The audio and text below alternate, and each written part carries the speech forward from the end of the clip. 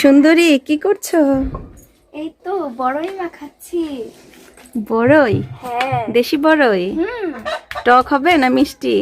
মিষ্টি টক মোটামুটি মিষ্টি। আচ্ছা, চালটা তো বেশি। মনে হয় কম হয়ে গিয়েছে, আরো দিবা?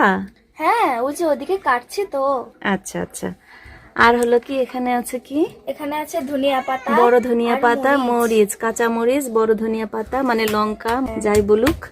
আর এখানে হচ্ছে তুমি পাটা পোতা। এটা তো খুব কঠিন কাজ, তুমি তো অনেক সুন্দরী, কিন্তু এটা তোমার করতে কোনো মানে মন থেকে কোনো সমস্যা নাই তো, না? না তো, এটা তো আমার করি মাঝে সাঝে, এটা আমাদের করা হয়। না, অনেকে আছে তো বেশি সুন্দরী হলে এই ধরনের কাজ করতে চায় না। ও তাদের ভাব, বাট আমরা গ্রামের মেয়ে। তোমাকে আরেকটু বিরক্ত করি। হ্যাঁ।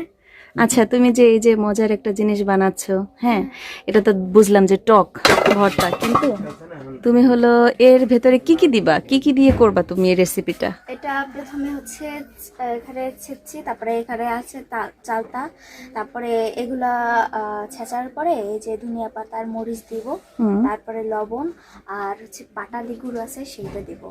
কারণ ওইটা যদি দেই তাহলে গন্ধটা অনেক সুন্দর হবে, দেখতে ভালো লাগবে, খেতেও অনেক মজা লাগবে, যার জন্য।